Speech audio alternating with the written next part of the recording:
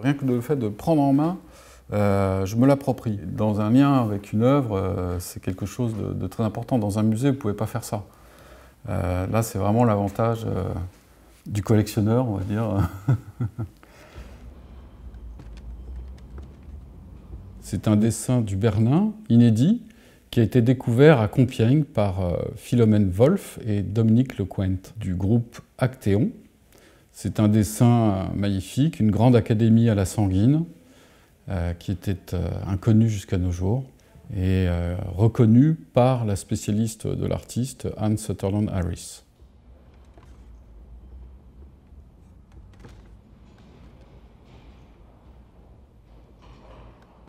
Gianfrancesco Bernini, dit le Bernin, est le grand sculpteur baroque de l'Europe occidentale. On va dire principalement autour de 1620-1640.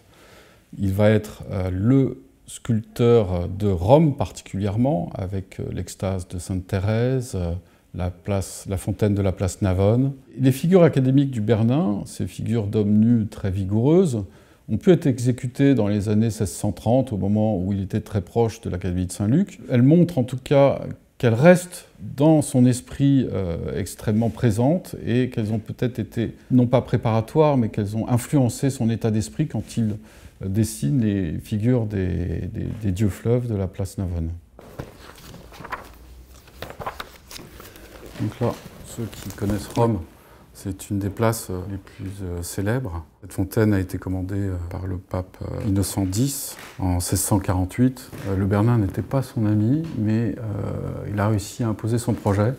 Les sculpteurs ont toujours dessiné, particulièrement dans les anciens temps, au XVIe, au XVIIe et au XVIIIe siècle. Et le dessin permet aux sculpteurs de se rendre compte, par exemple, de la facialité d'une œuvre, d'étudier les ombres, d'étudier les angles, ce qui est évidemment très important dans une œuvre en 3 dimensions.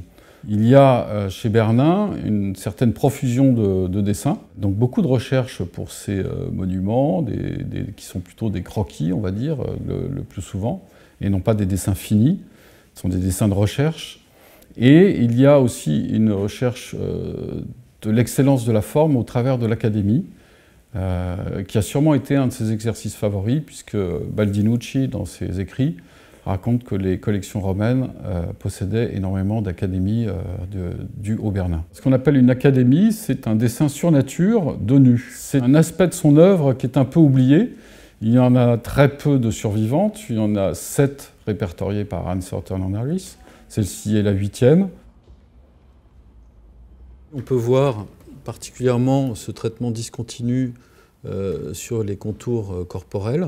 On remarque également que le corps de l'homme, je disais qu'il est contraint dans l'espace de la feuille, alors qu'en fait, s'il se déploie, le corps est beaucoup plus grand que la feuille. Et c'est ça qui donne aussi l'énergie contrainte du dessin, la force retenue.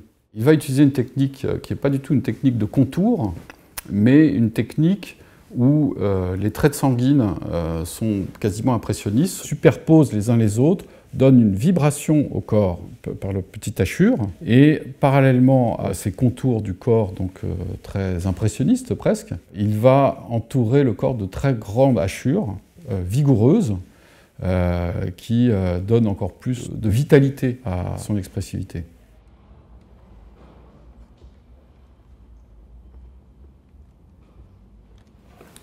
Là, je vais vous montrer donc par exemple un autre dessin de la même série académique. Il y a toujours ces petits traits vibratoires et des grandes hachures pour le décor.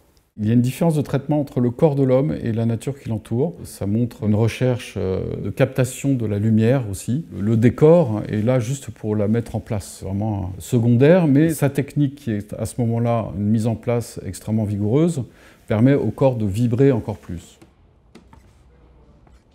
Les dessins du Bernin sont évidemment recherchés par les collectionneurs, mais ils sont extrêmement rares, car la plupart sont déjà conservés dans des musées. Il s'agit en majorité de dessins de recherche pour les sculptures, plutôt des croquis de recherche. Et les académies, quant à elles, sont toutes dans des musées, et celle-ci est la première à réapparaître. Elle est évidemment pour cela exceptionnelle, et je pense qu'elle sera très disputée.